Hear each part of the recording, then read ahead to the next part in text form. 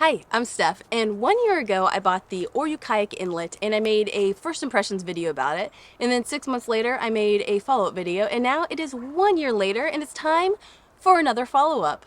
So your first question might be, where is the kayak? Well, that kayak is no longer with me. So over this year, I've shared some issues that I had with the inlet model. All of those were able to be fixed, except one of them. I got a hole in the bottom of the kayak, and I followed all the things that customer service suggested to fix it, and still water was getting into one of the channels in the kayak, and it still was usable, but it was really annoying, and I wanted it taken care of. So last month, again, I contacted customer service, and they said, put it back in the box, ship it to us, and we will send you a new one. And that is what happened. So here it is. So it took about 2 weeks, but I was able to get a replacement of the kayak, and it was a brand new kayak that they sent me. And this one seems to be in good working order. I've actually taken out 3 times so far, and it works just the same as the old kayak. So unfortunately though, I can't give you a full review of what it's like 1 year later because I don't have that original kayak. But what I can talk about is some of those issues I had, and ultimately, would I buy this kayak again? So that's what we're going to talk about today.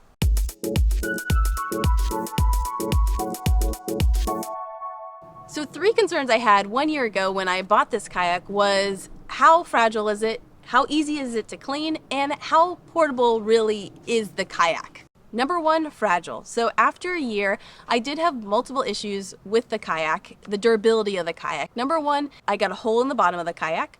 Number 2, the screw fell out of the back seat. Number 3, the front fairing broke. Number 4, the back fairing broke. And number 5, we put an asterisk on this because a paddle does not come with a kayak, but I bought an Oru paddle, and the screw came out of the middle part of the Oru paddle, and so they had to send me a whole new paddle. So those were the issues that I had over this year, and like I said, everything was able to be repaired and fixed kind of remotely, except the hole in the bottom, which is why the whole kayak was ultimately replaced. So I would say my concern a year ago about it being fragile, that was accurate. It is definitely more fragile than a hard shell kayak and definitely needs to have more care than a hard shell kayak. So number 2 is how easy it is to clean. I will say I found it's pretty easy to clean. I will take a microfiber cloth with me and I will wipe it down after I kayak, and that usually does a pretty good job. Then when I get home, if it's been a particular dirty water kind of kayak, I will put the kayak back together and I will clean it with fresh water.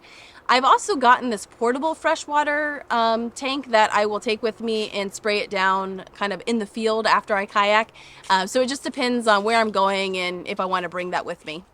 I will say something that's a little bit more challenging to clean are the channels. So sometimes there can get water in the channels of the kayak and you have to turn over the kayak or put it right standing up, kind of upright for it to drain out, and sometimes that can take a little bit of time to drain out and can be a little annoying, and when you like put it upright, it can fall over, the kayak can fall over. So not that difficult. It's just something to keep in mind, is make sure that the water is out of those channels when you're done kayaking. And the third concern I had a year ago was, how portable really is it? And it is so portable, so easy. It is really light, easy to carry by myself. It's easy to store, it's easy to put in any car, and it's really easy to fold apart and then fold back into the box. I really like that it folds right back into a box, and well, it basically becomes a box, and I don't need any extra bag or anything for that. So I would say it is 100% portable, and that is really what shines about this particular kayak.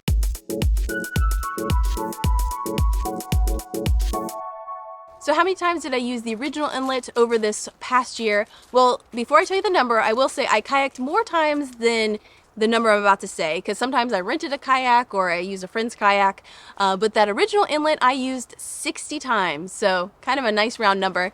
And then this kayak I've actually used 3 times so far, and I will say there's already scratch on the bottom of it. Pretty standard. I had a ton of scratches on my old inlet, but the scratches are pretty superficial and haven't caused any issues with using the kayak.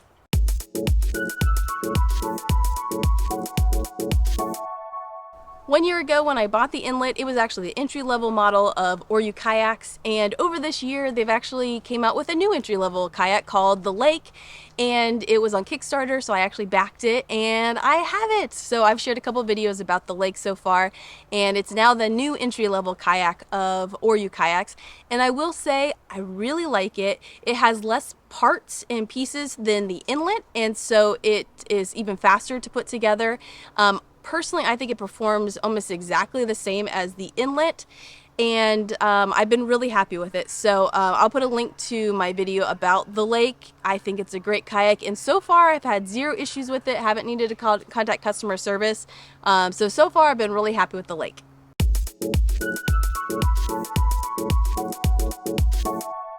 Now my closing thoughts on the Oru Kayak. Well, there's two things. There's the Oru Kayak, and then there's the Oru Kayak Inlet, the specific model that I have here. I would say I would probably not buy the inlet model again, and that is because the new entry-level model is really nice and it performs almost the same as the inlet. So if I was to buy another Oru Kayak, I would more than likely get another Lake.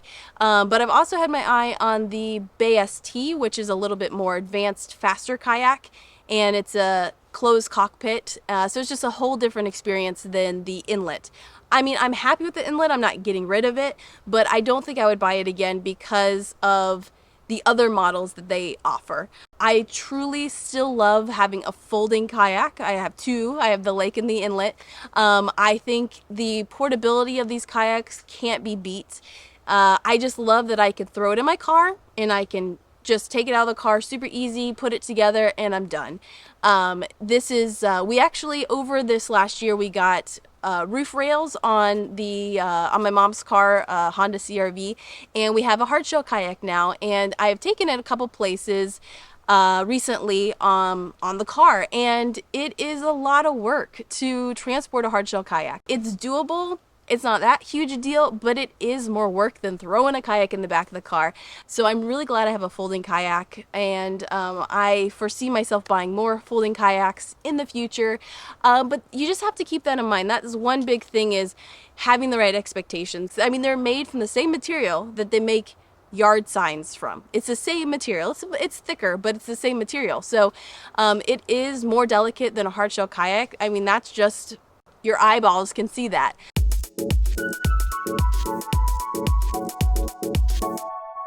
Now, a couple things to think about if you are going to buy a Oru Kayak. One is keep your box. So when I shipped this back to them, I needed my box to ship it in. If not, I was going to have to figure out some kind of box situation. So keep your box. Number two is register the kayak. So there's actually a hull number on your kayak, a unique number, and you want to register that on the website. I don't know, I registered it, so I don't know if there would have been an issue within this year if I hadn't registered it, but go ahead and do that to make sure you have all that taken care of. And number three is make sure you contact customer service ASAP. If there's an issue, contact them so that there is a record of the issues and follow what they say, because you do have a 1-year warranty with the kayak.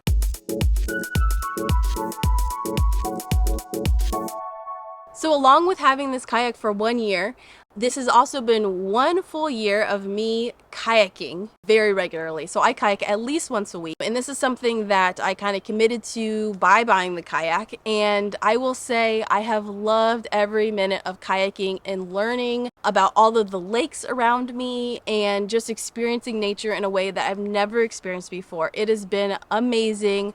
I'm so looking forward to many more kayaking adventures in this kayak, in other kayaks, in any kayak, because I love being on the water. If you've never experienced kayaking, I highly recommend it. Renting is a great option to kind of get on the water and figure out how things are. Actually, my neighbors want to learn to kayak, and so I'm taking them out next week. Going to teach them how to kayak because, well, first of all, there's not a lot to it, so that you don't really need anyone to teach you, but it's just such a fun experience to get on the water, and I just can't recommend kayaking enough. And it's also pretty low impact, like it doesn't take a lot of effort.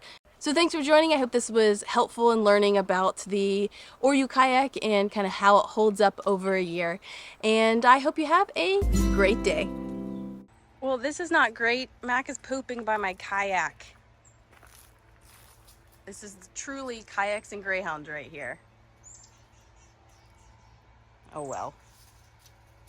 It's my bad for putting my kayak back here.